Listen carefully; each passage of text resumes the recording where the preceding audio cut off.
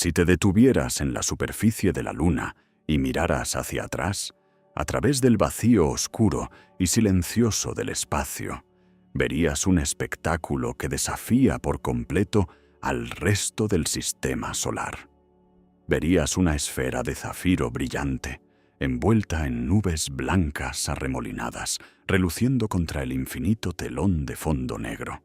Parece pacífica, parece acogedora, parece una joya, pero para un cosmólogo, esta canica azul es más que solo belleza. Es un problema, es una paradoja. Según todas las leyes de la física y de la formación planetaria, esa agua no debería estar allí. Vivimos en un planeta que está cubierto en un 70% por agua líquida. Sin embargo, orbitamos una estrella que es un horno nuclear.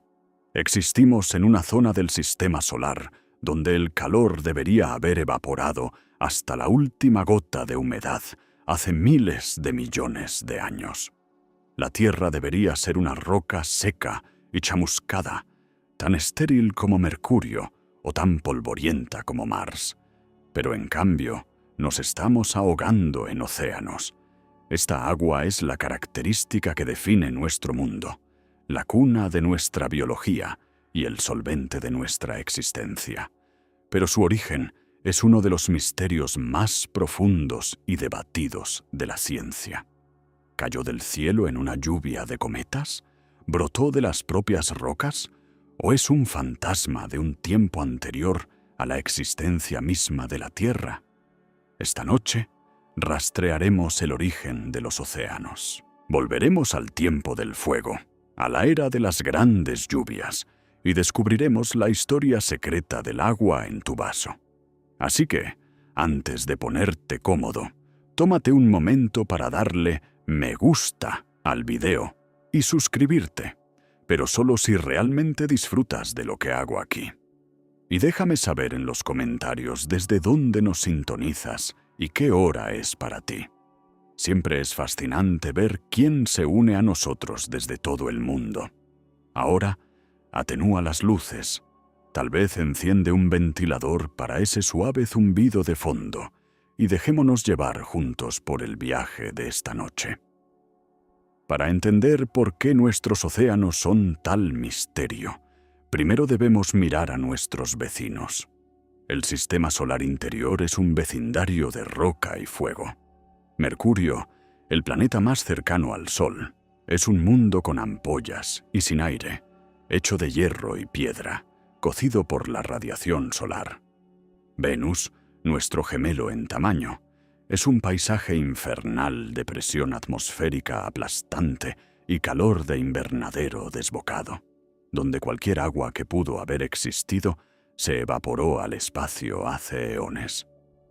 Marte, el planeta rojo, es un desierto helado, un lugar donde el agua existe solo como hielo atrapado en las capas polares o enterrado profundamente bajo tierra, un fósil de un pasado más húmedo. Y luego está la Tierra. Somos la anomalía. Somos el único planeta en el universo que conocemos donde el agua existe en los tres estados simultáneamente, como hielo, como vapor y, crucialmente, como líquido. Somos un mundo de agua en una región del espacio ferozmente hostil al agua. La cantidad es asombrosa. Hay más de 1.300 millones de kilómetros cúbicos de agua en nuestra superficie. Llena cuencas de 5.000 metros de profundidad. Talla cañones, satura la atmósfera y fluye por las venas de cada ser vivo. Esta abundancia desafía el modelo estándar de cómo se construyen los planetas. En el disco violento, caliente y arremolinado de polvo y gas del que se formó el sistema solar, el área cercana al joven Sol era simplemente demasiado caliente para que el agua se condensara. Debería haber sido vaporizada y expulsada hacia los bordes del sistema por el viento solar. La Tierra se formó en esta zona seca. Nació de rocas secas en una región caliente bajo una estrella ardiente. Así que, cuando miras el Océano Pacífico, Estás mirando algo que teóricamente no debería existir. Es una sustancia alienígena que de alguna manera ha encontrado un hogar donde no pertenece. Para descubrir cómo llegó aquí, tenemos que mirar la frontera invisible que divide nuestro sistema solar en dos. Los astrónomos han mapeado un límite invisible en el espacio, una frontera térmica conocida como la línea de escarcha o la línea de nieve. Funciona bajo el mismo principio que una fogata en una noche fría. Cerca del fuego, hace demasiado calor para que el hielo exista. El agua solo puede existir como vapor. Pero si caminas lo suficiente hacia la oscuridad, cruzas un umbral donde la temperatura baja lo suficiente como para que el agua se congele en hielo sólido. En el sistema solar primitivo, esta línea estaba situada aproximadamente entre las órbitas de Marte y Júpiter. Todo lo que estaba dentro de esta línea, Mercurio, Venus, la Tierra y Marte, se formó en la zona seca. Aquí, el intenso calor del joven Sol vaporizó cualquier compuesto volátil como el agua. Los granos de polvo que se agruparon para construir nuestro planeta eran rocosos y metálicos, despojados de su humedad. Pero más allá de la línea, en las extensiones frías donde habitan los gigantes gaseosos, el agua era abundante. Se congeló en cristales de hielo, duros como rocas, formando vastos depósitos de cometas y lunas heladas. Según las leyes de la formación planetaria, la Tierra está en el lado equivocado de la valla. Estamos construidos con el polvo seco del sistema interior, pero estamos cubiertos por el hielo del sistema exterior. El nacimiento de nuestro planeta no fue una acumulación suave de materia. Fue un derbi de demolición violento y caótico. Hace 4.500 millones de años, la Tierra creció por acreción. Innumerables asteroides, planetesimales y rocas chocaron entre sí, y su gravedad los unió en una esfera creciente. Cada una de estas colisiones liberó una cantidad tremenda de energía cinética que se convirtió instantáneamente en calor. La joven Tierra no solo estaba caliente, estaba fundida en esta fragua de la creación. Incluso si hubiera habido rastros de agua atrapados dentro de las rocas originales, el intenso calor de la acreción probablemente los habría evaporado. Se habrían escapado como gas, elevándose como vapor y siendo arrancados por el feroz viento solar del Sol recién nacido, que era mucho más activo y violento que la estrella que conocemos hoy.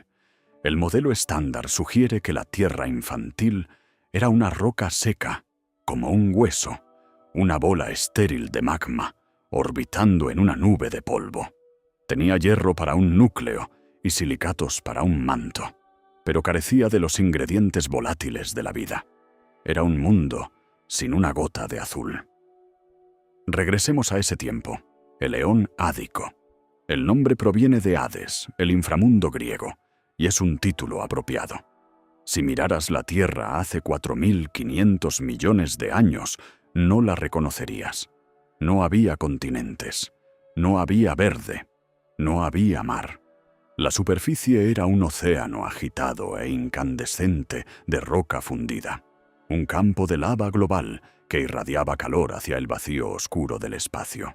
El cielo sobre este océano de magma no era azul, probablemente era de un color naranja o rojo brumoso y tóxico, asfixiado con dióxido de carbono, nitrógeno y roca vaporizada.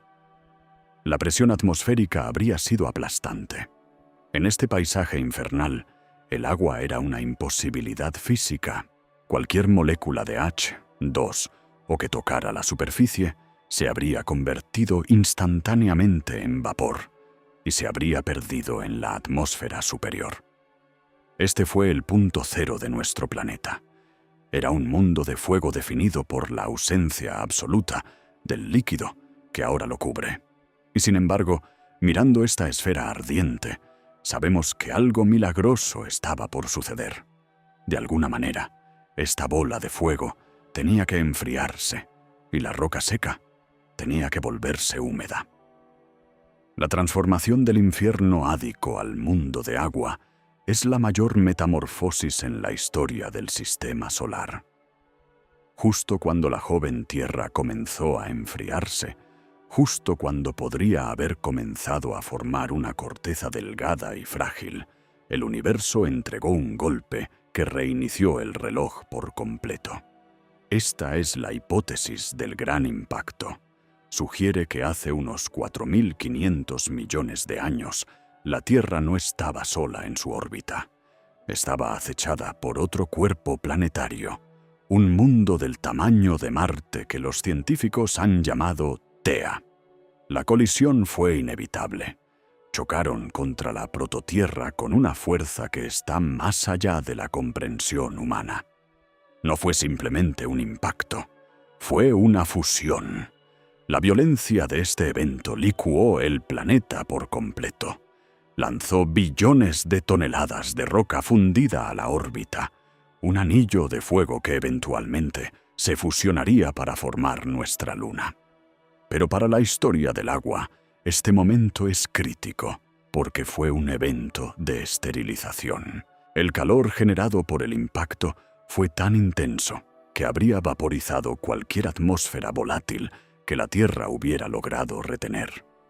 Si hubo charcos, si hubo mares tempranos poco profundos o incluso rocas húmedas, fueron aniquilados instantáneamente. Las moléculas de agua fueron lanzadas al vacío, perdidas para siempre. La Tierra quedó girando, tambaleándose y totalmente reseca. Fue un botón de reinicio que garantizó un comienzo seco como un desierto. Después de la violencia del impacto de Tea, un profundo silencio cayó sobre el sistema solar. Los escombros se disiparon, la Luna se asentó en su órbita, y la Tierra comenzó el largo y lento proceso de curación. El océano de magma, antes agitado y al rojo vivo, comenzó a oscurecerse a medida que el calor irradiaba hacia el espacio. La temperatura de la superficie bajó. Comenzó a formarse una piel sobre la superficie de la lava. Esta fue la primera corteza. Probablemente era un paisaje negro y dentado de basalto y obsidiana, quebradizo e inestable, que se agrietaba y se hundía constantemente en las profundidades fundidas de abajo. Imagina un mundo de vidrio negro bajo un sol tenue y distante. No había sonido de viento, porque apenas había atmósfera. No había sonido de olas. El único ruido era el tic-tac de la roca enfriándose y el estruendo profundo y bajo del manto debajo. Era un mundo seco, silencioso y monocromático. El recipiente estaba listo. La copa estaba formada, pero estaba vacía. El planeta era un desierto seco, flotando en la oscuridad, esperando un trago que no podía proveer por sí mismo. El agua tenía que venir de otro lugar, tenía que ser entregada. Y hace unos 3.900 millones de años, el servicio de entrega llegó. El sistema solar no era el mecanismo de relojería estable que vemos hoy. Los planetas gigantes Júpiter y Saturno estaban migrando, cambiando sus órbitas en una danza gravitacional que lanzó al resto del sistema al caos. Su inmensa gravedad actuó como una onda, perturbando las órbitas de millones de asteroides y cometas que residían en los alcances exteriores fríos del sistema. Estas rocas heladas fueron lanzadas hacia el Sol y directamente hacia el camino de la Tierra. Esta era es conocida como el Gran Bombardeo Tardío. Durante millones de años, el cielo cayó. La Tierra fue martillada por una lluvia de escombros cósmicos. No eran pequeños meteoros. Eran trozos de roca e hielo, del tamaño de montañas estrellándose contra la corteza negra con la fuerza de arsenales nucleares.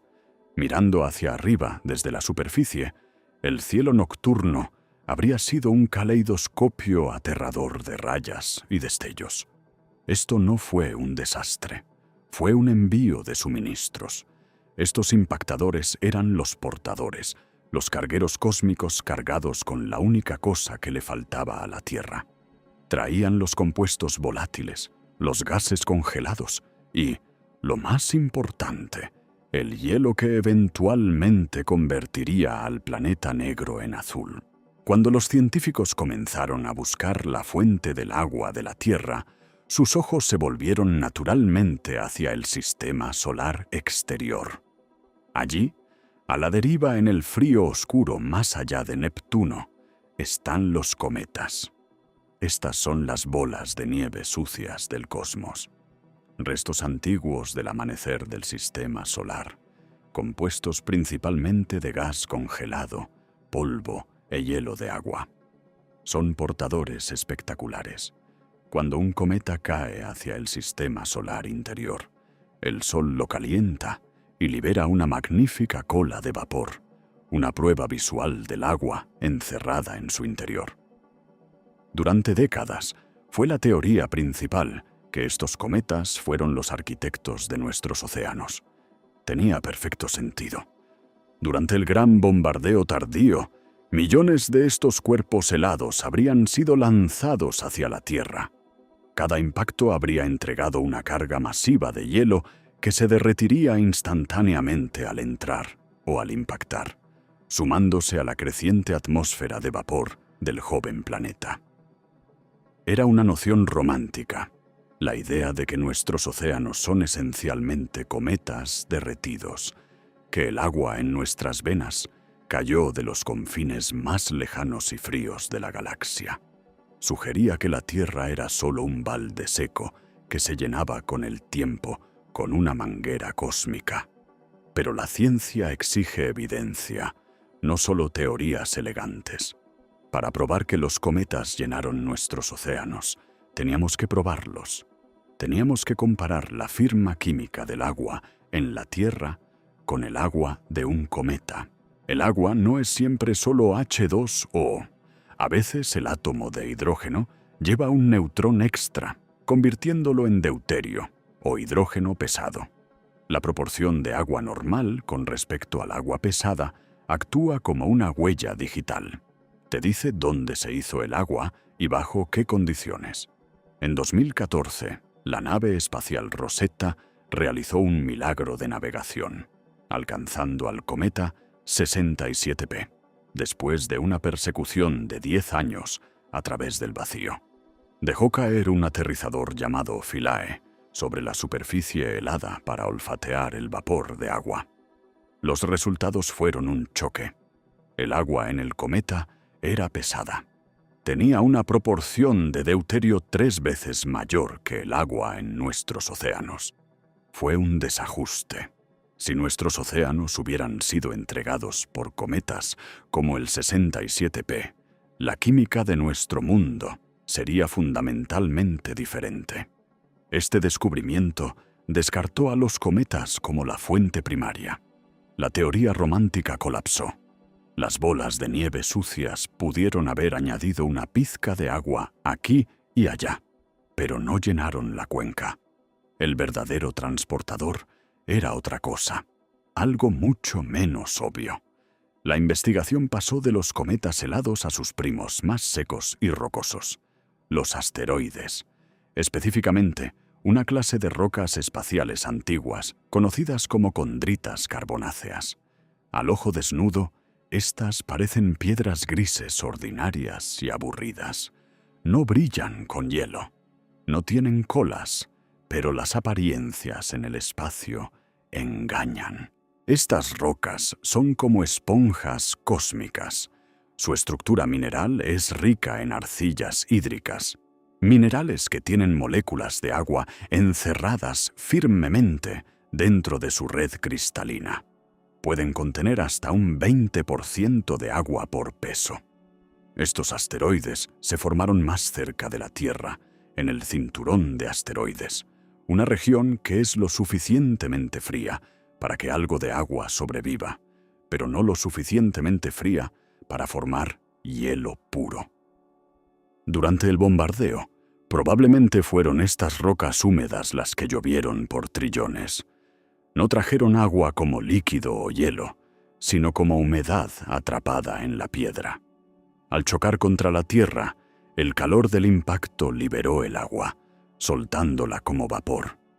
No fue una inundación repentina, sino una acumulación lenta y laboriosa.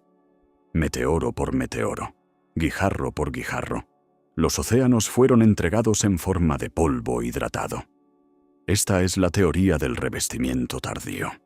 Sugiere que el azul de nuestro mundo es esencialmente una capa de pintura, un recubrimiento húmedo delgado entregado por cargueros rocosos que llegaron justo después de que el planeta terminó de formarse. Durante mucho tiempo, la historia del agua fue una historia de entrega. Asumimos que la Tierra era un recipiente seco que tenía que ser llenado por una mano externa. Pero en años recientes ha surgido una teoría nueva y radical, una que desafía la idea misma de un nacimiento seco. ¿Y si el agua no cayó del cielo? ¿Y si ya estaba aquí, escondida desde el principio? Esta es la hipótesis del trabajo interno. Sugiere que los granos de polvo que originalmente se unieron para formar la Tierra no estaban tan secos como pensábamos. Incluso en el calor del sistema solar interior, las moléculas de agua podrían haberse adherido a las partículas de polvo atrapadas dentro de la estructura química de la propia roca. Si esto es cierto, entonces la Tierra nació embarazada de océanos. A medida que el planeta se formaba, a medida que la gravedad aplastaba el polvo en roca y la roca en un planeta, esa agua fue enterrada. Fue encerrada profundamente en el manto, en la roca caliente y bajo presión, a miles de kilómetros bajo la superficie. Los océanos que vemos hoy no son un recubrimiento alienígena. Son el sudor del planeta. Son el resultado de que la Tierra exhala la humedad que ha mantenido desde el momento de su concepción. Nos obliga a mirar el suelo de manera diferente. La roca sólida no es una barrera para el agua. Podría ser el reservorio más grande de todos. Esta idea suena imposible. ¿Cómo puede la roca sólida contener agua, especialmente en el calor aplastante del interior de la Tierra? Para probarlo, los científicos tuvieron que recrear las condiciones infernales del manto. Usaron un dispositivo llamado celda de yunque de diamante. Tomaron pequeñas muestras de mineral, las colocaron entre las puntas de 2 diamantes de calidad gema y las apretaron. Generaron presiones equivalentes a estar a cientos de kilómetros bajo tierra, mientras bombardeaban simultáneamente la muestra con láseres para simular el calor. Lo que encontraron cambió la geología. Bajo estas condiciones extremas, los minerales no solo se agrietaron o se derritieron, cambiaron su estructura, se transformaron en nuevas formas de alta presión que actuaban como jaulas moleculares. Y dentro de estas jaulas había espacio para el hidrógeno y el oxígeno. Los experimentos probaron que la roca, bajo suficiente presión, actúa como una esponja. Puede absorber y retener moléculas de agua dentro de su red cristalina. No parece húmeda. Sigue siendo piedra sólida, pero químicamente está saturada. Este descubrimiento abrió la puerta a un mundo oculto, un océano potencial encerrado en la piedra bajo nuestros pies. La prueba definitiva para esta teoría se encontró dentro de un diamante que había sido vomitado por un volcán desde el manto profundo.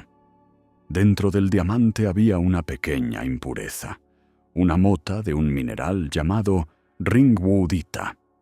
Este mineral solo se forma a profundidades de unos 400 a 600 kilómetros en la zona de transición entre el manto superior y el inferior.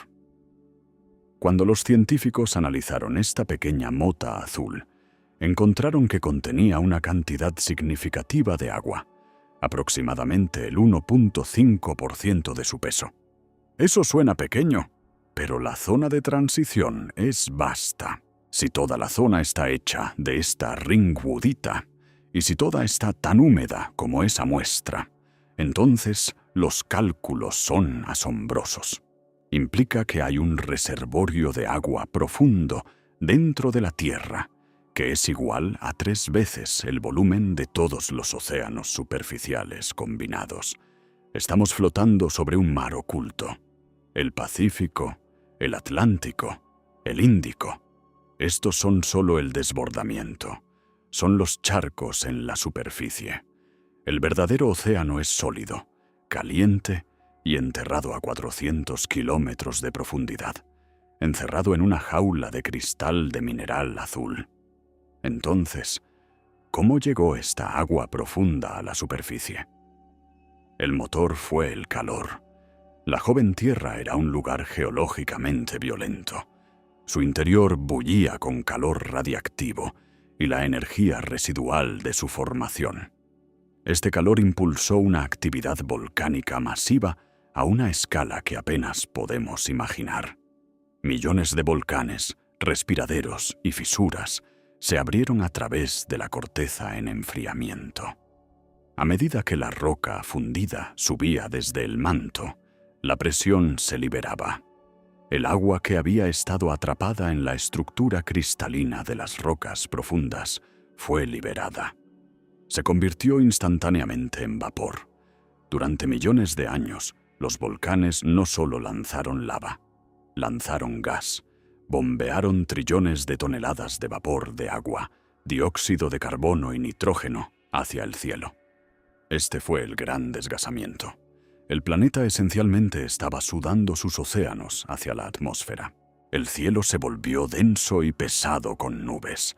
El agua ya no estaba en la roca, pero aún no estaba en el suelo. Estaba suspendida sobre el planeta, una envoltura global de vapor esperando el momento de caer. El escenario estaba listo para el diluvio. Antes de que pudiera caer la primera gota, la Tierra tuvo que esperar. Estaba atrapada en una pausa larga y sofocante. La atmósfera no era el velo delgado y transparente que conocemos hoy. Era una manta aplastante y densa de vapor de agua, dióxido de carbono y gases volcánicos. La presión en la superficie era inmensa, quizás cientos de veces mayor de lo que es ahora. Era una olla a presión a escala planetaria. En este entorno, el concepto de clima no existía. Solo había una blancura uniforme y cegadora. El sol era invisible, un resplandor difuso escondido detrás de kilómetros de niebla sobrecalentada. La temperatura rondaba peligrosamente alto, mantenida por el efecto invernadero desbocado del propio vapor. Era un mundo de animación suspendida, un planeta conteniendo la respiración, esperando que la fiebre bajara. El agua estaba allí, miles de millones de toneladas, pero estaba atrapada en el cielo, negándose a tocar el suelo. El planeta estaba bloqueado en un punto muerto entre el vacío enfriador del espacio y el calor radiante de la corteza fundida. El enfriamiento era inevitable, pero lento. El calor irradiaba, escapando hacia la oscuridad, y la temperatura de la atmósfera superior comenzó a bajar. Cruzó un umbral crítico. Las moléculas de vapor de agua, que habían estado vibrando con energía térmica durante millones de años, comenzaron a desacelerarse. Se agruparon, se condensaron. En lo alto de la estratosfera se formaron las primeras nubes. No las nubes blancas y esponjosas de un día de verano, sino celdas de tormenta oscuras, pesadas y amoratadas que cubrían todo el globo. Y entonces sucedió. Una sola gota de agua se condensó alrededor de una mota de polvo volcánico. Se volvió lo suficientemente pesada para vencer las corrientes ascendentes del aire caliente de abajo. Cayó. Cayó a través de kilómetros de vapor, sobreviviendo al calor, y golpeó la superficie negra y dentada del basalto enfriándose. Probablemente no hizo un salpicón. El suelo todavía estaba demasiado caliente. La gota habría golpeado con un siseo violento, volviendo instantáneamente a ser vapor. Durante siglos, este fue el ciclo. Virga, lluvia que se evapora antes de tocar el suelo. Una lluvia fantasma. Pero la roca estaba perdiendo su batalla. Cada gota que golpeaba y se evaporaba robaba una pequeña fracción de calor del suelo. Gota a gota, siseo a siseo, la superficie se enfrió. Y finalmente, una gota aterrizó y se quedó. Fue el principio del fin para el mundo seco. Una vez que el ciclo comenzó, no se detuvo. Este fue el gran diluvio. Fue una tormenta que desafía la categorización humana. No llovió por días o semanas o meses. Los modelos geológicos sugieren que una vez que la atmósfera se desestabilizó, llovió continuamente durante quizás 10.000 años, tal vez incluso 1.000.000. Fue un diluvio de proporciones bíblicas, pero sin nadie allí para presenciarlo. Imagina el sonido, el rugido implacable y ensordecedor del agua golpeando contra la roca, sin interrupción de silencio. Día o noche, siglo tras siglo, los rayos habrían sido constantes, desgarrando el cielo oscuro y asfixiado por el vapor, iluminando un paisaje que estaba siendo lavado por completo. Esta no era agua de lluvia fresca y suave. Estaba caliente y era ácida. A medida que la lluvia caía a través de la atmósfera rica en carbono, absorbía dióxido de carbono, convirtiéndose en ácido carbónico. No solo lavaba las rocas, las disolvía. Grababa las montañas y fregaba los valles, despojando a la corteza de sus sales y minerales. Fue un fregado químico violento, un bautismo planetario que lavó los pecados de León Ádico. ¿A dónde fue el agua? La tierra de este tiempo no tenía continentes como los conocemos. No había llanuras verdes ni altas cordilleras para atrapar la lluvia. La superficie era un paisaje dentado y caótico de picos volcánicos y vastos cráteres de impacto bajos dejados por el bombardeo. El agua siguió la ley simple de la gravedad. Fluyó cuesta abajo. Los riachuelos se convirtieron en arroyos. Los arroyos se convirtieron en torrentes furiosos de lodo gris caliente. Y los torrentes se convirtieron en ríos. Se vertieron en las grandes cuencas, las cicatrices de los antiguos impactos. Al principio eran solo charcos, pozas humeantes y poco profundas en el fondo de los cráteres. Pero la lluvia siguió cayendo. Los charcos se conectaron, se profundizaron, se tragaron las tierras. Los campos de lava fueron sumergidos, siseando y enfriándose en basaltos almohadillados bajo la marea creciente. Lenta, inexorablemente, la roca negra fue ocultada bajo una creciente manta de gris. El océano de magma estaba siendo reemplazado por un océano de agua. Y cuando las nubes finalmente se rompieron, cuando el sol finalmente perforó el velo adelgazante de la atmósfera, brilló no sobre un planeta rojo, sino sobre un mundo nuevo, un mundo de islas dispersas a través de un mar global humeante. La lluvia finalmente se detuvo, las nubes se adelgazaron y el sol asomó. Pero el mundo revelado abajo no era la tierra que conocemos.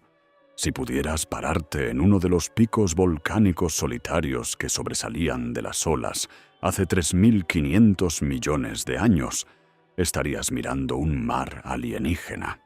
El océano no era azul, era de un verde oliva turbio y pesado. El agua era rica en hierro disuelto.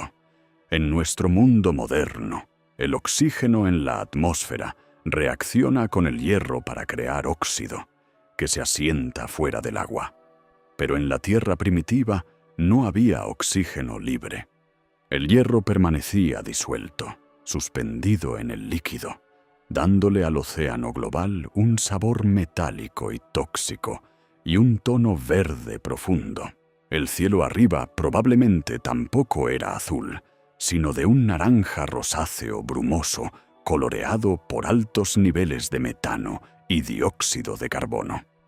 Era un paisaje de colores enfermizos, un océano verde bajo un cielo naranja, caliente, pesado y totalmente hostil a la vida que vendría después. El agua estaba hirviendo, quizás cerca de los 100 grados Celsius en la superficie. Un baño global que estaba justo por debajo del punto de ebullición. La característica más sorprendente de este mundo de agua primitivo era lo que faltaba. No había continentes. Las grandes masas de tierra de África, Asia y las Américas aún no se habían formado. El granito que compone el núcleo de nuestros continentes es una roca más ligera que flota alto en el manto. Pero el proceso de crearlo, destilándolo del basalto más pesado, toma miles de millones de años de agitación tectónica. En los eones jádico y arcaico temprano, este proceso apenas comenzaba. La Tierra era un verdadero mundo de agua. Un único océano global ininterrumpido cubría el 95, quizás el 99% del planeta. La única tierra consistía en cadenas de islas volcánicas negras, similares a las actuales Hawái o Islandia, arrojando cenizas al viento. Debido a que no había continentes para actuar como frenos, las corrientes oceánicas eran feroces. Rodeaban el ecuador en bucles súper rápidos y sin impedimentos. Las mareas, atraídas por una luna que estaba mucho más cerca de la Tierra que hoy, eran extremas. Olas del tamaño de un tsunami fregaban las islas volcánicas 2 veces al día, arrastrando escombros de vuelta a las profundidades verdes. Era un mundo de hidrodinámica violenta, una máquina inquieta y agitada de agua y piedra. El agua de lluvia es dulce. El agua que cayó durante 1 millón de años fue vapor destilado y puro. Entonces, ¿por qué es salado el océano? La sal no vino del cielo, vino de la roca. La atmósfera de la Tierra primitiva era densa con dióxido de carbono y azufre. Cuando la lluvia caía a través de este gas, se convertía en ácido carbónico y sulfúrico. Esta lluvia ácida atacó las rocas volcánicas en las islas con ferocidad química. Rompió la red cristalina de la piedra, lixiviando iones: sodio, cloruro, calcio, magnesio. Estos minerales se disolvieron en el agua de lluvia y fluyeron en ríos hacia el mar. Esta es la gran titulación.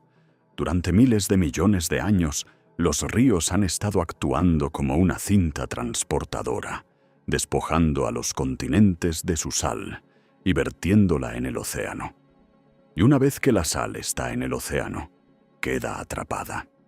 El agua se evapora para formar nueva lluvia, pero la sal se queda atrás, se concentra. A lo largo de los eones, esta meteorización química lenta e invisible convirtió el flujo fresco y ácido del Ádico en la salmuera salada y alcalina de hoy. Cada taza de agua de mar contiene el fantasma disuelto de una montaña que fue arrastrada hace mucho tiempo. El océano no es solo agua, es un fósil líquido de la Tierra. Para encontrar el verdadero propósito de este nuevo océano global, debemos sumergirnos. Debemos dejar la superficie azotada por tormentas y bañada por la radiación y descender a la oscuridad aplastante del abismo. Aquí, a lo largo de las líneas de fractura del fondo del océano, donde la corteza es delgada y el magma está cerca, encontramos un fenómeno que cierra la brecha entre la geosfera y la biosfera. Estos son los respiraderos hidrotermales. En la oscuridad parecen chimeneas, torres imponentes de depósitos minerales, arrojando humo blanco y negro al agua. Pero esto no es humo, es fluido sobrecalentado. Agua que se ha filtrado en la corteza, ha tocado el magma y ha salido disparada de vuelta, cargada de minerales. Este es el punto de encuentro de las dos grandes fuerzas del planeta, el fuego y el agua. Un tipo específico de respiradero conocido como los campos de la ciudad perdida crea un ambiente único. Aquí, el agua es alcalina, cálida y rica en gas hidrógeno. Borbotea a través de cámaras microscópicas de panal en la roca. Estas cámaras de roca actúan como diminutos tubos de ensayo. En esta oscuridad cálida y rica en minerales, protegida de la violencia caótica de la superficie, el agua está haciendo algo extraordinario. Se está organizando. Está actuando como un medio para una química compleja, agitando los elementos crudos de la Tierra hasta que comienzan a parecerse a algo organizado. El agua no es un escenario pasivo para la vida. Es el ingrediente activo. En los océanos sádicos y arcaicos, el agua actuó como el solvente universal. Disolvió los minerales de los respiraderos. Atrapó el polvo rico en carbono que caía de los impactos de asteroides. Absorbió los gases cargados por los rayos de la atmósfera. Tomó todos estos ingredientes caóticos y dispares y los mezcló en una solución global. Esta fue la sopa primordial. Pero sopa implica un desorden. El agua hace algo más que simplemente mezclar. Estructura. Dentro de los poros microscópicos de los respiraderos hidrotermales, las moléculas de agua rodearon los compuestos orgánicos, protegiéndolos, permitiéndoles concentrarse. Permitió que los aminoácidos, los bloques de construcción de las proteínas, se unieran. Permitió que los ácidos grasos formaran burbujas, los precursores de las membranas celulares. Fue un proceso de miles de millones de pruebas y errores, una lotería química jugada a lo largo de eones en la oscuridad. El agua proporcionó el puerto seguro, el amortiguador de temperatura y la red de transporte que permitió a estas moléculas encontrarse, interactuar y eventualmente replicarse. El océano no era solo un cuerpo de agua, era una matriz planetaria. ¿Por qué agua? ¿Por qué la vida en la Tierra no está construida sobre metano líquido, o amoníaco, o silicio? La respuesta reside en la extraña y pegajosa física de la propia molécula de agua. El agua es un dipolo. Tiene un extremo positivo y un extremo negativo como un pequeño imán. Esto le permite disolver casi cualquier cosa, descomponiendo los nutrientes para que puedan ser transportados. Pero más importante aún, permite la estructura.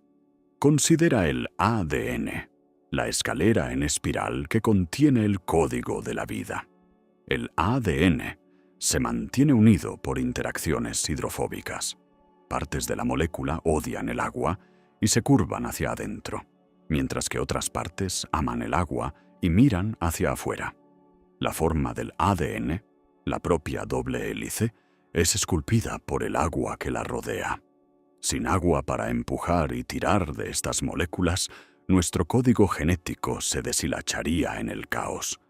Las proteínas se pliegan en sus formas funcionales solo debido a cómo interactúan con el agua. La vida es, en su esencia, una danza compleja de moléculas suspendidas en H2O. No somos solo criaturas que beben agua. Somos criaturas hechas de agua, organizadas por el agua y sostenidas por la física única y anómala de esta única y simple molécula. El océano no solo nos dio a luz, todavía está dentro de nosotros, manteniendo nuestras propias células unidas. El agua nos es familiar. Es la sustancia más común en nuestras vidas. Pero para un químico, el agua es un fenómeno extraño. Por las estrictas reglas de la tabla periódica, el agua líquida no debería existir en la Tierra. El H2O es una molécula pequeña y ligera. Basado en su peso y estructura, debería comportarse como sus primos químicos, el amoníaco o el metano. Debería ser un gas a temperatura ambiente. En un planeta como el nuestro, toda el agua debería haberse evaporado como vapor, o haberse congelado como hielo hace eras.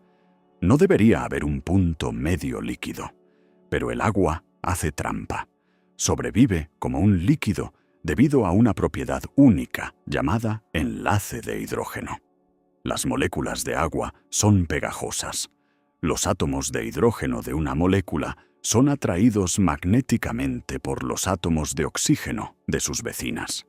Se aferran unos a otros con un agarre fantasmal y transitorio, formando una red cambiante que mantiene las moléculas unidas contra el impulso de salir volando como gas. Esta red invisible es lo que le da al agua su tensión superficial, permitiendo que los insectos caminen sobre ella. Y es lo que permite que el agua permanezca líquida en un rango tan vasto de temperaturas. Sin esta viscosidad molecular, los océanos se evaporarían, nuestra sangre herviría y la Tierra estaría envuelta en una niebla seca y tóxica. Hay otra regla que el agua rompe, una regla tan fundamental que rara vez pensamos en ella. En el universo físico, cuando una sustancia se enfría, se contrae. Sus moléculas se empaquetan más apretadamente, se vuelve más densa y se vuelve más pesada. La roca sólida se hunde en la roca fundida. El hierro sólido se hunde en el hierro fundido. Pero el agua hace lo contrario.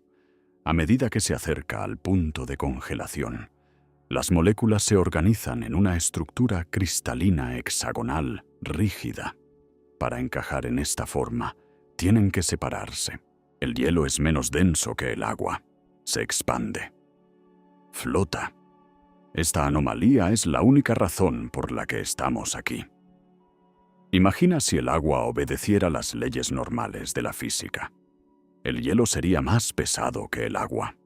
En invierno, el hielo que se forma en la superficie del océano se hundiría hasta el fondo. El abismo oscuro se llenaría capa tras capa con hielo hundido protegido del sol, sin derretirse jamás. Los océanos se congelarían de abajo hacia arriba, convirtiéndose en bloques sólidos de hielo que encerrarían el agua del planeta para siempre. La vida sería aplastada o congelada fuera de la existencia. Pero debido a que el hielo flota, forma una piel en la superficie. Esta piel actúa como una manta aislante, atrapando el calor en el agua de abajo, manteniendo el océano profundo líquido y lo suficientemente cálido para que la vida sobreviva incluso a las edades de hielo más severas. El tercer truco de magia del agua es su relación con el calor. El agua tiene una capacidad calorífica increíblemente alta. Es terca, requiere una cantidad masiva de energía para calentarla, y una vez que está caliente, se niega a soltar ese calor. La roca, por comparación, es voluble. En el desierto, donde no hay agua, la temperatura puede oscilar desde un calor abrasador al mediodía hasta un frío gélido a medianoche. La roca se cocina y luego se congela instantáneamente. Pero los océanos actúan como un estabilizador planetario. Son una batería térmica. Durante el día, absorben la feroz radiación del sol sin hervir. Por la noche, liberan lentamente ese calor almacenado a la atmósfera, evitando que el planeta se congele. Sin los océanos para moderar el clima, la Tierra sería un mundo de variaciones de temperatura violentas y letales. El ecuador sería un horno y los polos serían el cero absoluto. Las corrientes del océano, la corriente del Golfo y el Kuroshio son el sistema de plomería que mueve este calor, tomando el calor de los trópicos y entregándolo al norte. Vivimos en la zona templada confortable, creada por este sistema de aire acondicionado global, sin saber que estamos siendo protegidos del vacío por la terca memoria térmica del agua.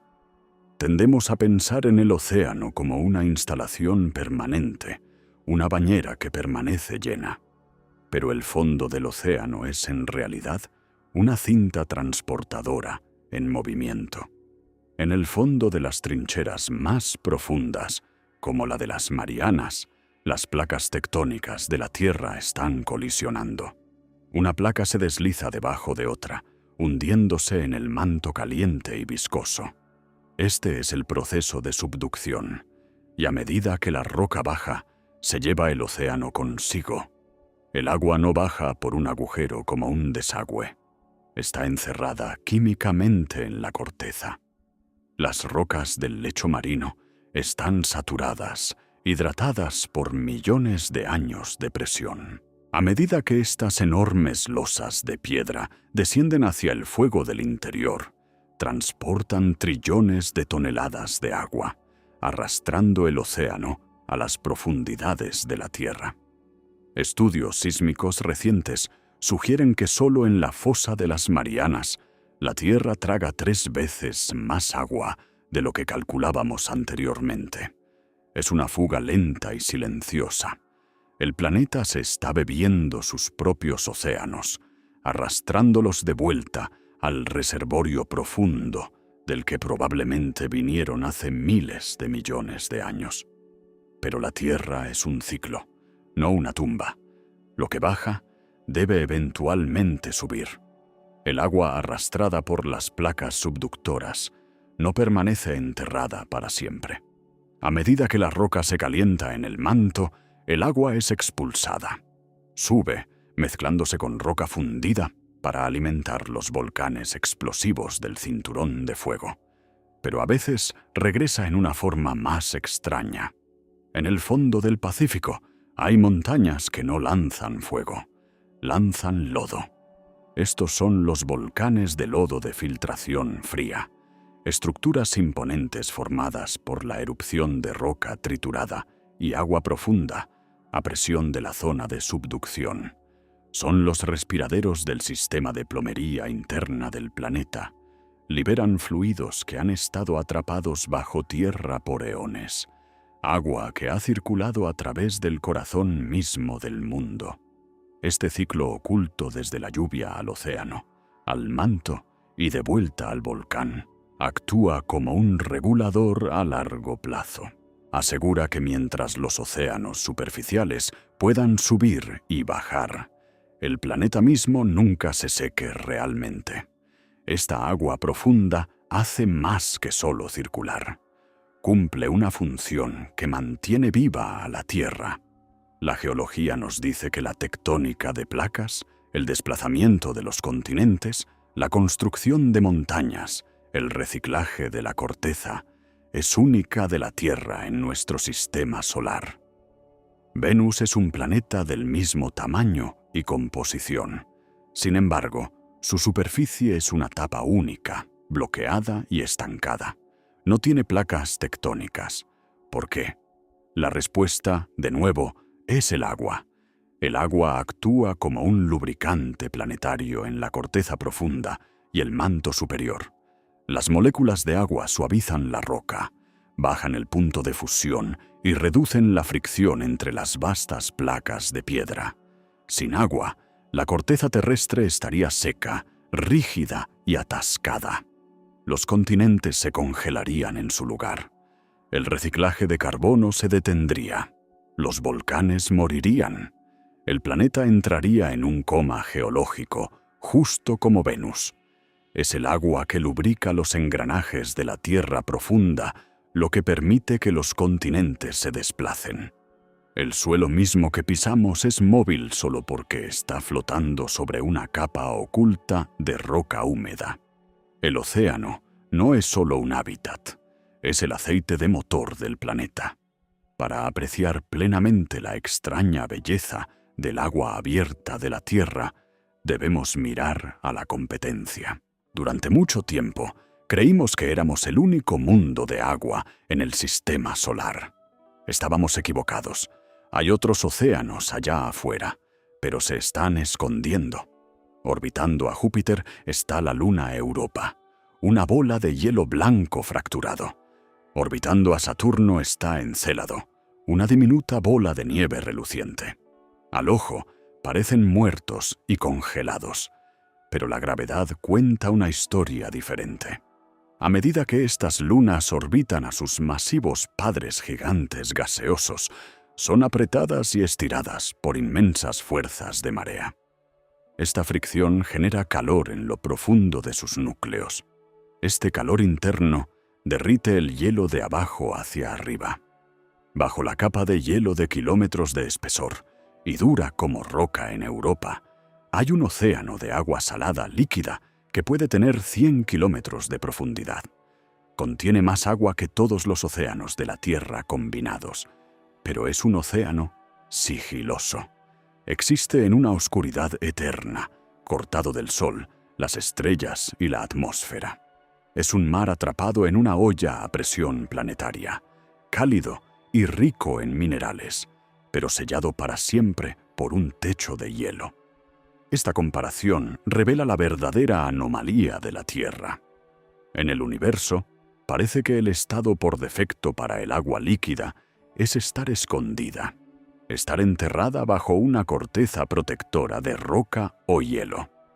Los océanos subterráneos pueden ser comunes, pero un océano superficial, un océano desnudo como el nuestro, es una rareza. Nuestra agua descansa abierta al cielo, interactúa con el viento para crear olas, se evapora para crear lluvia, refleja la luz del sol. Esta apertura hace que nuestro planeta sea vulnerable. Sin la protección de una gruesa capa de hielo, nuestros océanos dependen enteramente del delicado equilibrio de la atmósfera y el campo magnético para evitar que hiervan hacia el espacio o se congelen sólidamente. Estamos caminando por la cuerda floja. La belleza del Pacífico o del Atlántico reside en su exposición. Son los pulmones del planeta, intercambiando gases con el aire, impulsando el clima y creando los entornos caóticos bañados por el sol, donde la vida compleja pudo desarrollar ojos para ver las estrellas. Los océanos ocultos de Europa pueden tener vida, pero es una vida que nunca conocerá el concepto de un horizonte. La historia del agua no termina con la geología del planeta. Continúa dentro de ti. Cuando la vida finalmente salió del océano hacia la tierra seca, hace cientos de millones de años, enfrentó una crisis. Estaba dejando la matriz. En la tierra, el aire es seco y el sol es duro. Para sobrevivir, la vida tuvo que llevarse el océano consigo. Tuvo que interiorizar el entorno que estaba dejando atrás. Eres un recipiente para este mar antiguo. El cuerpo humano es aproximadamente un 60% agua, pero no es agua dulce. Tu plasma sanguíneo, tu sudor y tus lágrimas son salados. La concentración de sal en tus fluidos es notablemente similar a la salinidad de los océanos primordiales, donde la vida comenzó por primera vez. Nunca dejamos realmente el agua. Simplemente construimos trajes espaciales de piel y hueso para llevarla con nosotros. Cada vez que tu corazón late, está bombeando una versión químicamente modificada del mar arcaico a través de tus venas. Somos acuarios que caminan y respiran, manteniendo viva la memoria del pasado profundo en nuestra propia fisiología. Si haces un acercamiento mayor, más allá de los órganos y los tejidos, hasta el nivel microscópico de la célula individual, encuentras la misma verdad. El interior de una célula, el citoplasma, es un gel acuoso. Es un océano microscópico. La maquinaria de la vida, el ADN, las proteínas, las mitocondrias, no funciona en un vacío o en un sólido. Flota. Estas moléculas están suspendidas en agua, empujadas y tiradas por las mismas corrientes térmicas y propiedades químicas que gobiernan las mareas. El plegado de una proteína, la forma precisa que le permite hacer su trabajo, está dictado por cómo interactúa con las moléculas de agua. La transmisión de una señal nerviosa es un flujo de iones a través de un canal acuoso. En el sentido más literal, La vida es solo una danza compleja de moléculas suspendidas en H2O. Sin el solvente, la danza se detiene. La tierra seca en la que estamos es una ilusión. A nivel celular, todos estamos todavía nadando. Considera por un momento el agua en el vaso al lado de tu cama. Parece simple, parece clara, pero cada gota tiene una historia que abarca toda la edad del sistema solar. Esa agua fue forjada en la agonía de una estrella, congelada en el frío profundo de la nebulosa solar exterior y transportada a la Tierra dentro de un asteroide rocoso durante el gran bombardeo tardío. Ha circulado a través del planeta durante 4.500 millones de años. Ha sido vapor en la atmósfera ádica. Ha sido parte de un glaciar que aplastó un continente. Ha sido tragada por un dinosaurio y transpirada por un helecho gigante. Ha sido arrastrada hacia el manto y escupida de vuelta por un volcán. El agua que bebes no es nueva, es reciclada, purificada por la gran destilación planetaria de la evaporación y la lluvia. Estás bebiendo las mismas moléculas que llovieron sobre la corteza en enfriamiento de la Tierra infantil. El agua es el único testigo de toda la historia, pero esta historia no durará para siempre.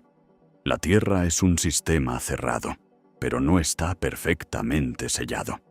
En lo alto de la atmósfera superior, donde el aire es tenue, la radiación ultravioleta del Sol rompe las moléculas de agua. El oxígeno se queda, pero el hidrógeno, al ser ligero, puede escapar de la atracción de la gravedad. Se aleja hacia el espacio. Esto es el escape atmosférico. Es una fuga lenta e invisible. Cada segundo, la Tierra pierde una pequeña fracción de su agua hacia el vacío. A lo largo de miles de millones de años, este proceso secará el planeta. A medida que el Sol envejezca y se vuelva más brillante, el calor acelerará esta pérdida. Los océanos eventualmente hervirán. La atmósfera será arrancada y la Tierra se convertirá en una roca muerta y reseca, muy parecida a Marte o Venus. La canica azul es un estado temporal, una fase húmeda en la larga vida seca de un planeta. Vivimos en la edad de oro del agua, pero ese final está muy lejos. Por ahora, el ciclo se mantiene. El sol calienta el océano, el agua sube como vapor, las nubes se forman y la lluvia cae. Es el latido de la biosfera. Escucha el sonido de la lluvia contra la ventana. Es un sonido que se ha escuchado en este planeta durante 4.000 millones de años. Es el sonido de la atmósfera enfriando la roca. Es el sonido del océano regresando a la Tierra. Nos sentimos atraídos por este sonido. Encontramos el ruido de las olas rompiendo en la orilla o el tamborileo constante de una tormenta de lluvia profunda e instintivamente reconfortante.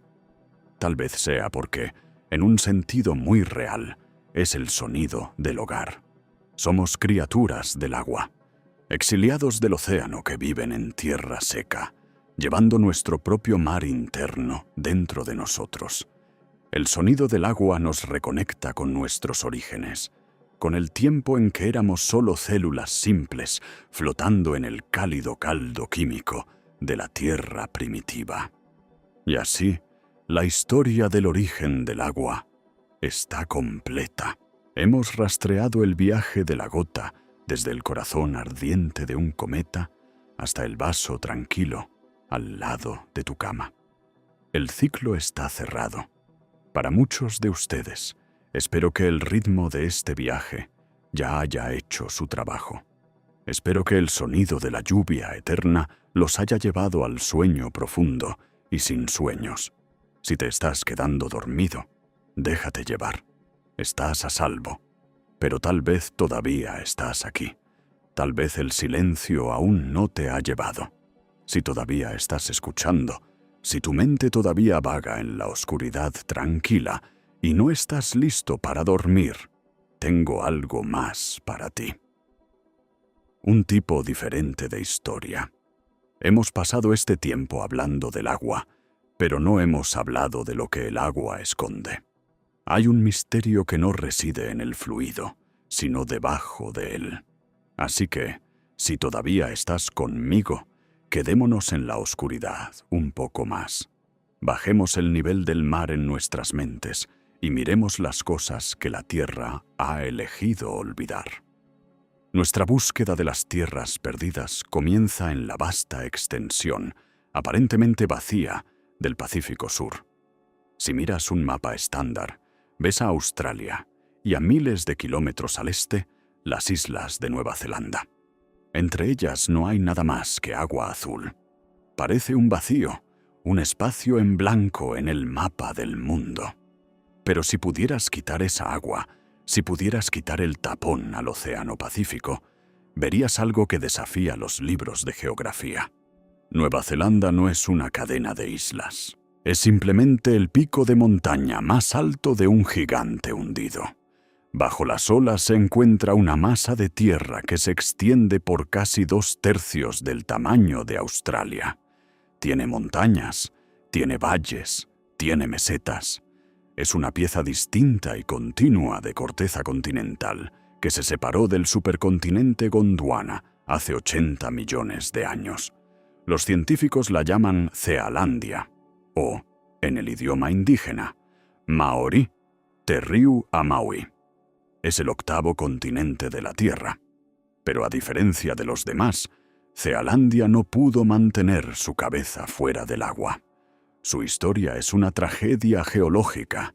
Mientras se alejaba de Australia y la Antártida, la corteza se estiró. Se comportó como caramelo caliente siendo estirado. Se volvió cada vez más delgada, y al adelgazarse, perdió su flotabilidad. Se volvió pesada. El manto subyacente ya no podía sostenerla. Hace 23 millones de años, el océano entró de golpe. Los valles se inundaron primero, luego las llanuras y finalmente las colinas. El 94% del continente se ahogó, desapareciendo en el silencio azul. Debemos tratar de imaginar el mundo que se perdió. Antes de hundirse, Cealandia era una balsa verde exuberante. Estaba cubierta de bosques antiguos de araucarias, helechos gigantes y experimentos biológicos únicos. Debido a que se separó de Gondwana antes del ascenso de los mamíferos, se convirtió en un santuario para aves y reptiles. Era una tierra donde los dinosaurios pudieron haber permanecido más tiempo, donde el tuátara, un reptil que es el último sobreviviente de un linaje más antiguo que los dinosaurios, todavía camina hoy en los pocos picos que quedan sobre el agua.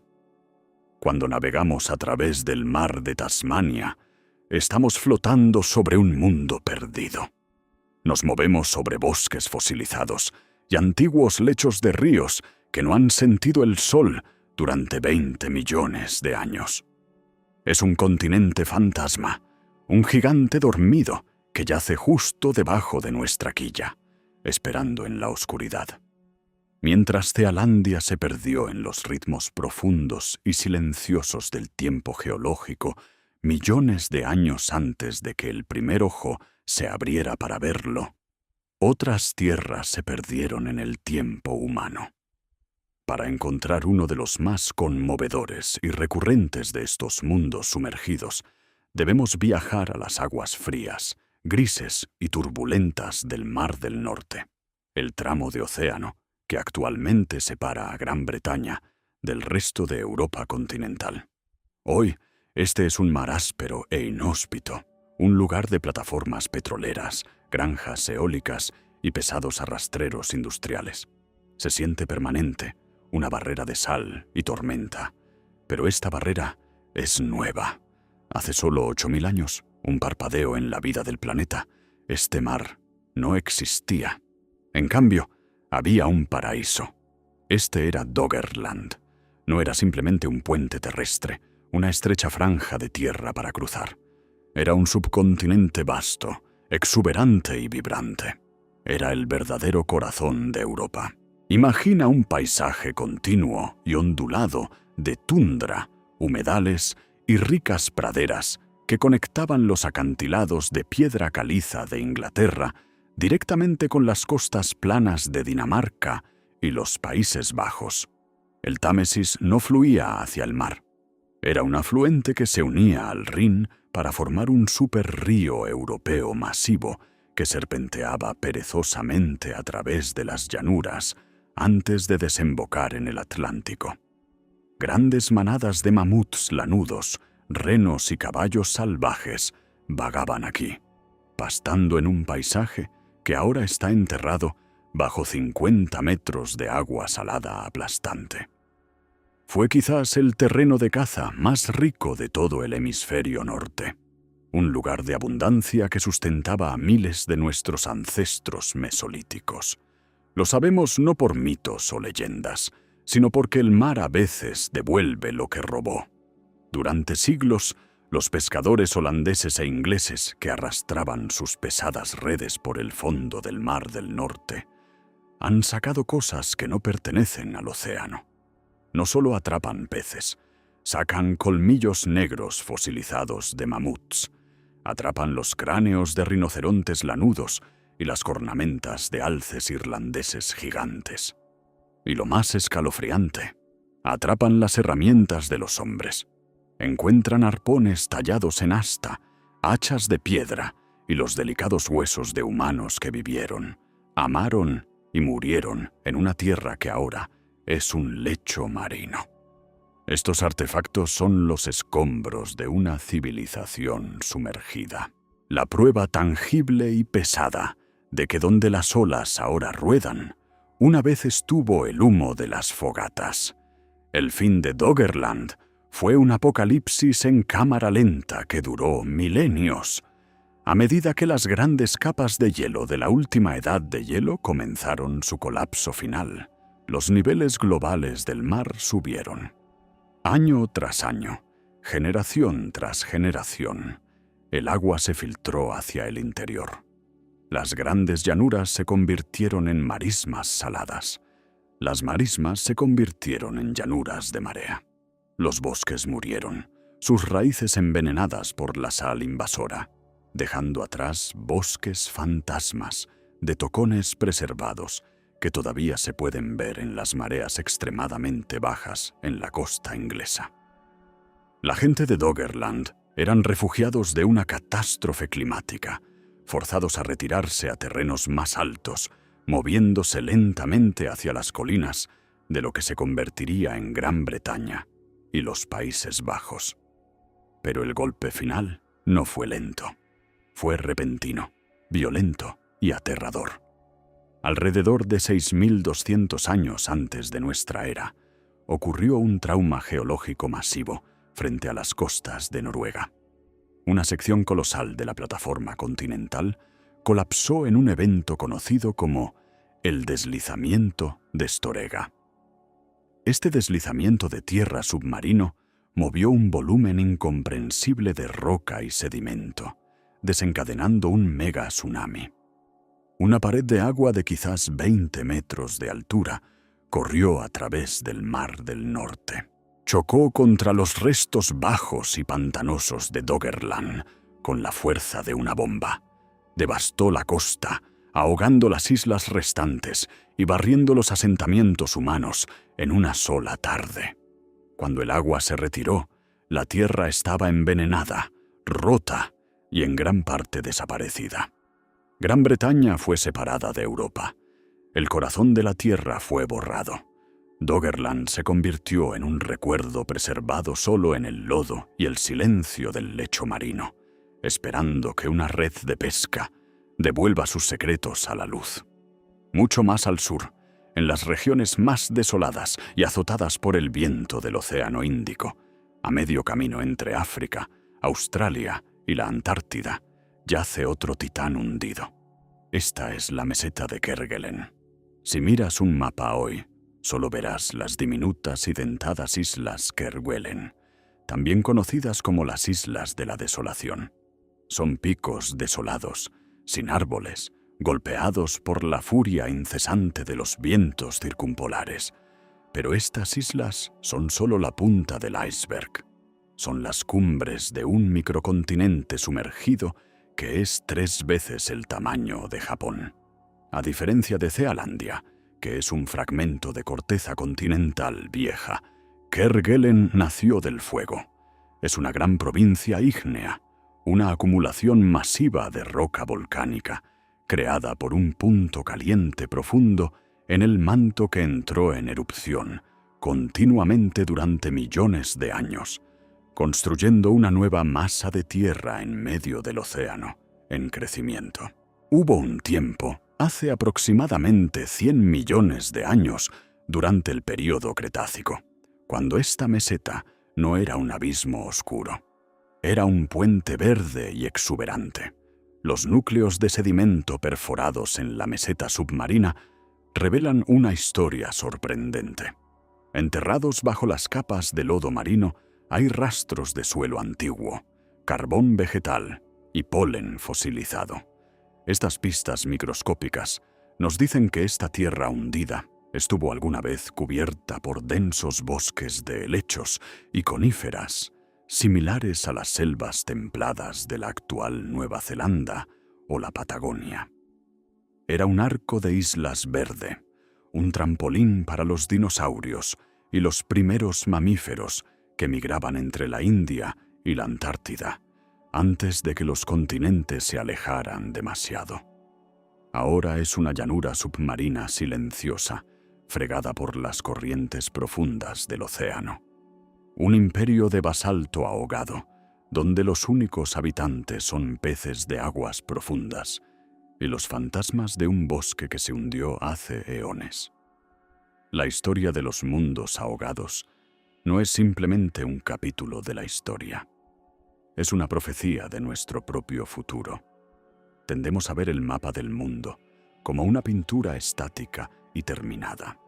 Dibujamos fronteras, construimos ciudades costeras y pavimentamos autopistas a lo largo de la costa como si la tierra fuera permanente. Pero la geología nos enseña que la línea de costa no es una línea fija, es un límite transitorio y móvil. Actualmente vivimos en un período interglaciar, una breve pausa cálida entre los hielos, pero como hemos aprendido, el hielo se está derritiendo de nuevo, y el ciclo de transgresión marina, la invasión del mar, está comenzando una vez más. Si miramos el mapa de la Tierra moderna con los ojos de un geólogo, estamos mirando los futuros continentes perdidos, la península de piedra caliza baja de Florida, los vastos deltas de los ríos de Bangladesh y el Mekong, la cadena de atolones de coral en el Pacífico. Estas son características temporales en el tiempo profundo del planeta. Son tan efímeras como un castillo de arena construido en la marea baja.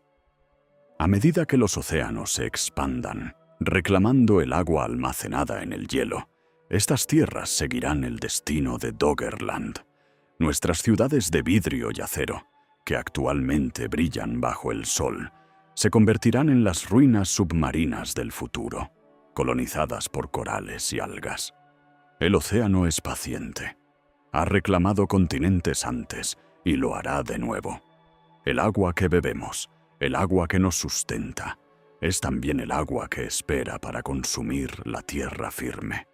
Construimos nuestras civilizaciones en el borde de la bestia, esperando que permanezca dormida. Pero la historia de la tierra susurra que la bestia siempre eventualmente se despierta. Pero el agua no es lo único que nos protege. Tampoco es lo único que se desplaza bajo nuestros pies, en lo alto de la atmósfera, extendiéndose por miles de kilómetros hacia el vacío negro del espacio. Existe un campo de fuerza invisible y reluciente que hace posible la vida compleja en la Tierra. Es la magnetosfera. Es una burbuja colosal de energía magnética generada por el violento océano de hierro fundido en rotación en el núcleo externo del planeta. Actúa como un escudo deflector, desgarrando el mortal viento solar y bloqueando la radiación cósmica que de otro modo arrancaría nuestra atmósfera, herviría nuestros océanos y esterilizaría la superficie. Sin esta armadura invisible, la Tierra sería una roca roja, muerta, despojada de todo como Marte. Tendemos a pensar en este escudo como permanente, uniforme e indestructible, pero no lo es. Justo ahora hay una abolladura en la armadura, una brecha creciente en el casco del planeta, extendiéndose desde la costa de Brasil a través de la vasta extensión del Atlántico Sur y llegando a las costas del sur de África, se encuentra una región conocida como la anomalía del Atlántico Sur. Aquí, el campo magnético de la Tierra es drásticamente, inexplicablemente más débil que en cualquier otro lugar del globo. Es una zona fantasma. En esta región, los cinturones de radiación de Van Allen, anillos de partículas cargadas de energía mantenidas en su lugar por la magnetosfera, descienden peligrosamente bajo, rozando la atmósfera superior. Para el ojo humano, mirando desde la cubierta de un barco, el cielo parece normal. Pero para la electrónica sensible de nuestra civilización, esta región es el Triángulo de las Bermudas del espacio. Cuando los satélites de órbita baja pasan a través de esta anomalía, son bombardeados por radiación cósmica intensa y sin obstáculos. Las computadoras fallan y se bloquean. Los datos se corrompen. El telescopio espacial Hubble está incluso programado para apagar sus sensores ópticos sensibles cuando vuela sobre esta región, para evitar ser frito por el resplandor del cosmos. Es una grieta que se ensancha en nuestra defensa, una manifestación física de una turbulencia profunda en el núcleo de la Tierra que apenas estamos comenzando a entender. El océano de hierro allá abajo está inquieto, y la tormenta que está creando está abriendo un agujero en el cielo sobre nuestras cabezas. Esta anomalía no es un evento aislado. Es un síntoma de una inquietud mucho más grande a escala planetaria. Construimos nuestros sistemas de navegación, nuestras pistas de aterrizaje y nuestros mapas basados en la suposición de que el norte es el norte. Pero el polo norte magnético no es un punto fijo, es un viajero. Durante siglos deambuló lentamente por el Ártico canadiense, a la deriva como una barcaza perezosa. Pero en la década de 1990, algo cambió. El polo comenzó a acelerar. Actualmente está corriendo a través del océano Ártico, alejándose de Canadá y hacia Siberia, a una velocidad de más de 50 kilómetros por año. Se mueve tan rápido que el modelo magnético mundial, la base matemática de toda la navegación moderna, desde teléfonos inteligentes hasta submarinos, tiene que ser actualizado antes de lo previsto, solo para mantenerse al día con el desplazamiento. Pero este desplazamiento no es nada comparado con lo que el planeta es capaz de hacer. El registro geológico escrito en la alineación de minerales magnéticos en antiguos flujos de lava nos cuenta una historia aterradora. Los polos no solo se han movido, se han invertido. Cientos de veces en la historia de la Tierra, el dinamo magnético se ha vuelto caótico. El dipolo, el norte y el sur claros, se rompe. El campo se debilita a una fracción de su fuerza, y múltiples polos pueden aparecer por todo el globo. El sur se vuelve el norte se vuelve el sur. Esta es una inversión geomagnética. La última vez que esto sucedió fue hace casi 780.000 años, pero hubo excursiones temporales más cortas recientemente. El evento Last-Champ, hace 42.000 años, vio caer la fuerza del campo a solo el 5% de su nivel actual. Durante ese tiempo, el escudo efectivamente desapareció. No sabemos exactamente cómo se ve una inversión completa desde el suelo, pero los modelos son inquietantes. No sería un giro rápido. Podría tomar siglos o milenios de caos magnético. Durante esta transformación, el cielo cambiaría. Las auroras, actualmente confinadas a los polos, se filtrarían hacia abajo, iluminando los cielos nocturnos en el ecuador. Veríamos cortinas de fuego, neón verde y rojo, bailando sobre las pirámides de Egipto y las selvas del Amazonas. Sería un tiempo de belleza terrible y vulnerabilidad profunda. Un momento en que las paredes invisibles caen y la tierra queda abierta a la furia total y sin filtrar del sol. La anomalía en el Atlántico Sur sugiere que el núcleo ya está preparando la maquinaria para el próximo gran giro. Mientras observamos ansiosamente el escudo debilitándose sobre nuestras cabezas, permanecemos en gran parte ignorantes del mundo alienígena que yace bajo nuestros pies. Durante siglos, los biólogos operaron bajo la suposición de que la vida era un fenómeno superficial, una piel verde, delgada y frágil, aferrada a la corteza, dependiente enteramente de la energía del sol. Pero en décadas recientes, los proyectos de perforación oceánica profunda y las minas que penetran kilómetros en la corteza continental han revelado una verdad impactante. La vida no se detiene en la superficie. Baja, muy abajo. Los científicos han extraído muestras de núcleo de 3 kilómetros bajo el fondo del océano. Roca basáltica sólida, enterrada por millones de años, y encontraron vida pululando en ella. Estas no son las criaturas de la luz. Estos son los intraterrestres. Son bacterias y arqueas que viven no en cuevas o lagos subterráneos, sino en los poros microscópicos llenos de fluido de la propia roca sólida. Viven en un mundo de oscuridad eterna y aplastante, bajo presiones que pulverizarían un submarino y a temperaturas que hervirían el agua en la superficie. Esta es la biosfera profunda. Es un descubrimiento que ha reescrito fundamentalmente nuestra comprensión del planeta. Las estimaciones sugieren que este reino subterráneo es tan vasto que puede contener más biomasa, más peso vivo puro que todos los bosques, animales y humanos en la superficie combinados. La Tierra no es solo una roca con vida en ella. Es una roca que está viva, impregnada de una red biológica oculta que se extiende kilómetros hacia la corteza. Pero la vida allá abajo no es como la vida aquí arriba. En la superficie, la biología es rápida. Es una carrera frenética por la energía. Una bacteria en una placa de Petri o un charco podría dividirse cada 20 minutos. Pero en la biosfera profunda, los recursos son escasos. No hay luz solar, no hay un flujo fresco de materia orgánica.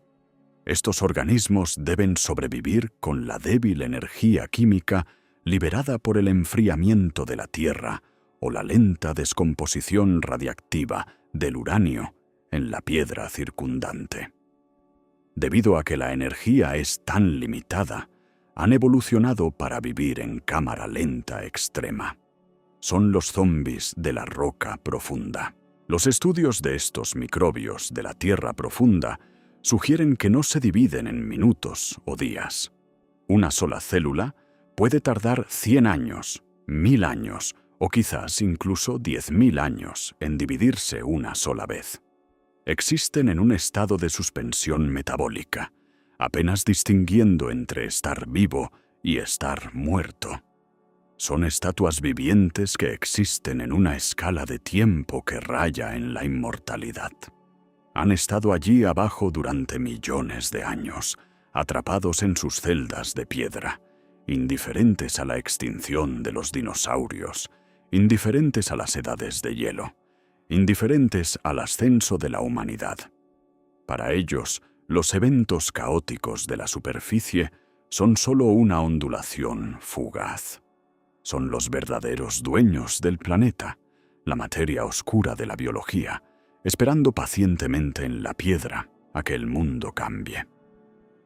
La existencia de esta historia oculta profunda nos lleva a una pregunta que raya en la ciencia ficción.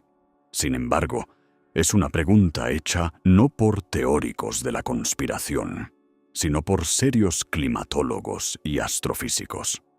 Es un experimento mental conocido como la hipótesis siluriana. Nos obliga a confrontar un punto ciego en nuestra percepción del tiempo. Asumimos que somos los primeros. Miramos nuestras ciudades, nuestra tecnología, nuestra huella global, y creemos que somos la pináculo única de la inteligencia en este planeta. Pero la Tierra tiene 4.500 millones de años. La humanidad industrial moderna ha existido por quizás 300 años. Esa es una proporción tan pequeña que es estadísticamente insignificante. La hipótesis plantea una pregunta simple e inquietante. Si una civilización industrial hubiera existido en la Tierra hace millones de años, mucho antes que los humanos, ¿lo sabríamos? Si una especie de reptil en el Triásico o una especie de mamífero en el Paleoceno hubiera construido ciudades, quemado combustible y creado arte, ¿quedaría algún rastro físico de ellos hoy para decirnos que estuvieron aquí? Nuestra intuición nos dice que sí. Miramos las pirámides de Giza, la Gran Muralla China, los rascacielos de Manhattan, y sentimos que estos son monumentos permanentes. Creemos que estamos tallando una marca indeleble en la faz del planeta. Pero para la Tierra, nuestra civilización no es más que una textura temporal. El planeta es una máquina de reciclaje de una eficiencia brutal. Hagamos la simulación. Imagina que la humanidad desaparece mañana. ¿Qué sucede con la evidencia física de nuestra existencia? Estamos orgullosos de nuestra ingeniería, pero la naturaleza es paciente e implacable. En unos pocos siglos, la humedad y la oxidación harán que nuestras estructuras de acero se oxiden y colapsen. El concreto, despojado de su refuerzo, se agrietará y se desmoronará en arena.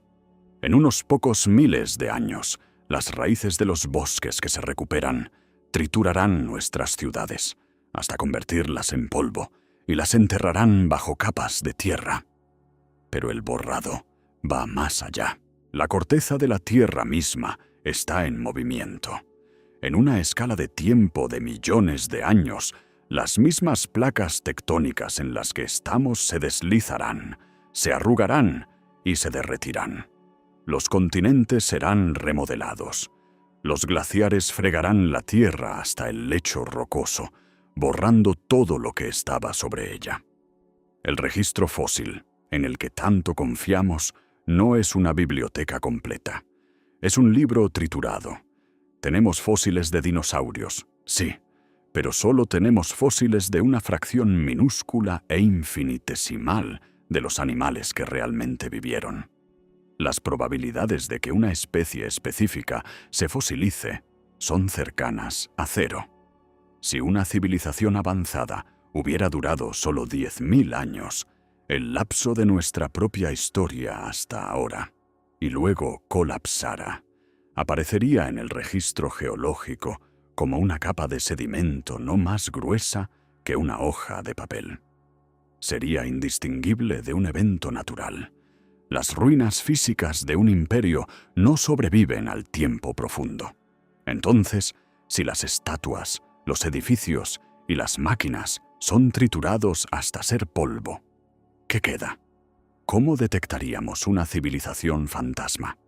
Los científicos detrás de la hipótesis siluriana sugieren que no deberíamos buscar objetos. Deberíamos buscar química. Deberíamos buscar las mismas señales que estamos dejando justo ahora. Cuando una civilización quema cantidades masivas de combustibles fósiles, cambia la firma de carbono de la atmósfera. Libera un tipo específico de carbono ligero, el carbono 12, que es absorbido por los océanos y encerrado en el sedimento. Los futuros geólogos en millones de años no encontrarán nuestros autos, pero encontrarán este pico en los isótopos de carbono en la roca. Verán una fiebre repentina e inexplicable en el registro de temperatura del planeta.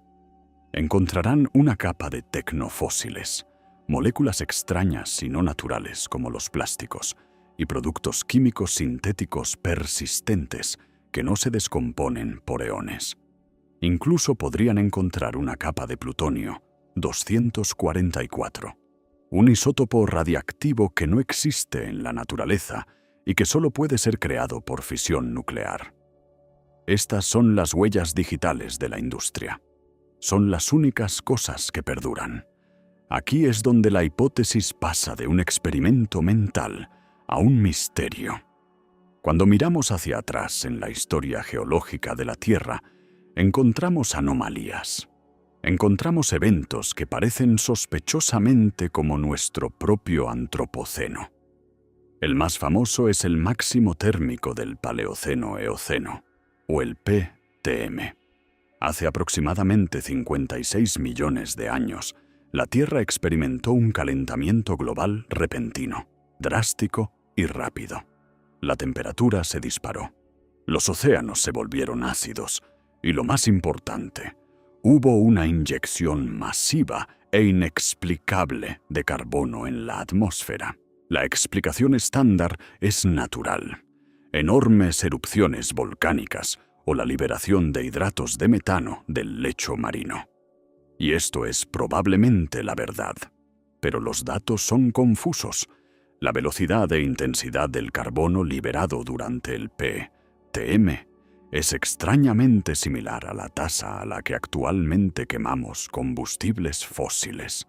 No estamos diciendo que una civilización lo causó, pero la hipótesis siluriana nos enseña una lección de humildad. No podemos probar que no fue así. Sugiere que la civilización podría no ser una escalera lineal, sino un ciclo, una fiebre recurrente que el planeta sobrevive, olvida y tal vez permite que suceda de nuevo. El silencio de la roca puede no estar vacío. Puede que simplemente oculte los gases de escape de un imperio olvidado. Pero la Tierra no solo deja señales químicas, está hablando activamente. La mayor parte del tiempo nos movemos a través de nuestras vidas sordos al planeta. Escuchamos el viento, el tráfico, las voces de otros.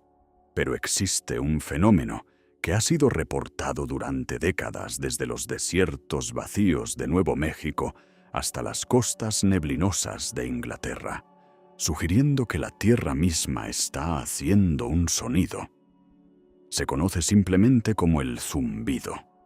Es un zumbido bajo, constante y enloquecedor, que ocurre en el umbral mismo de la audición humana. Aquellos que lo escuchan lo describen como el sonido de un motor diésel al ralentí en una habitación distante, o la vibración de una máquina invisible y masiva funcionando profundamente bajo la tierra. Es un sonido que ignora las paredes, mantiene a la gente despierta por la noche, vibrando en sus huesos. Un ruido fantasma que no puede ser grabado por micrófonos estándar. Durante años fue descartado como tinnitus o delirio, pero los científicos ahora creen que es real. Es el zumbido planetario. Es causado por la energía implacable de las olas del océano, golpeando contra las plataformas continentales, enviando temblores microsísmicos corriendo a través de la corteza sólida. Todo el planeta está sonando como una campana, vibrando a una frecuencia tan baja que se siente más de lo que se escucha. Es un recordatorio de que el suelo bajo, nosotros, no está quieto. Está constantemente temblando con la energía del agua que lo cubre. Existe otra frecuencia, una que proviene no de la Tierra, sino del aire. Es el latido eléctrico del mundo. El espacio entre la superficie de la Tierra y la ionosfera conductora, a kilómetros de altura, actúa como una cavidad electromagnética global. Funciona exactamente como el cuerpo de un instrumento musical. Cada segundo, cientos de rayos golpean el planeta. Estos impactos actúan como martillos golpeando una campana, haciendo que esta cavidad atmosférica resuene. Este fenómeno se llama la resonancia de Schumann. La frecuencia fundamental de esta resonancia es de 7,83 Hz. Es una onda estacionaria que rodea al planeta, un ritmo invisible y constante que ha existido desde que la Tierra tiene atmósfera. Pero aquí está la extraña coincidencia. 7,83 Hz es también la frecuencia de las ondas alfa y teta en el cerebro humano. El estado de relajación, meditación y el umbral del sueño. Evolucionamos en este baño eléctrico. Nuestra biología está sintonizada a la frecuencia del planeta mismo. No estamos separados de la Tierra. Nuestros sistemas nerviosos están sincronizados con su pulso atmosférico. Sugiere una conexión invisible y profunda, una armonía entre la mente y el mundo que apenas estamos comenzando a entender. Al llegar al final de este largo viaje, las piezas del rompecabezas comienzan a fusionarse en una sola imagen impresionante. Hemos mirado el agua que regula la temperatura. Hemos mirado el escudo magnético que protege el aire.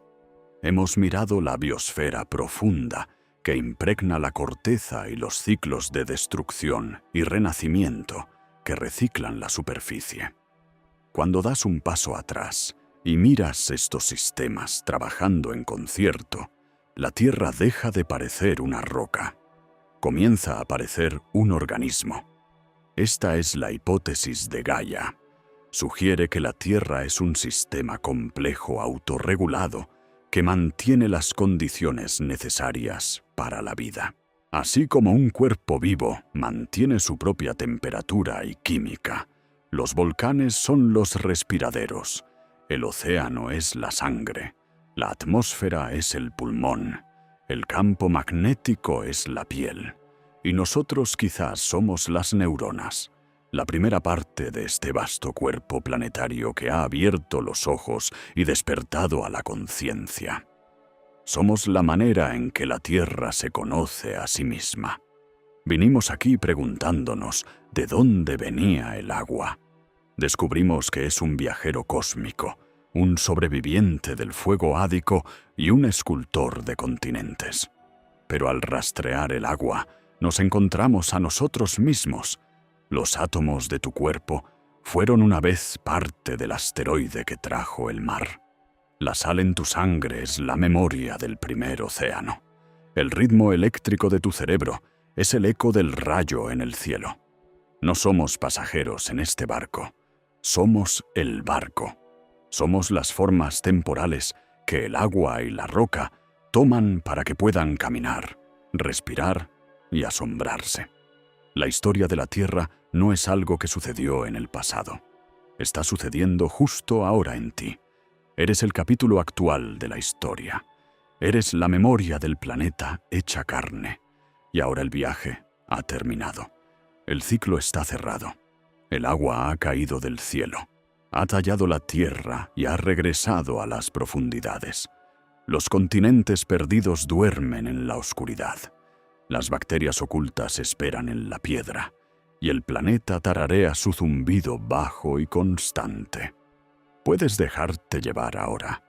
Eres parte de este sistema vasto, resistente y hermoso. La Tierra te ha sostenido desde el momento en que naciste y te sostendrá durante toda la noche. El silencio que escuchas no está vacío. Está lleno de vida, lleno de historia, lleno de estrellas. Deja que el ritmo del planeta te lleve. Deja que el tiempo profundo te bañe. Buenas noches.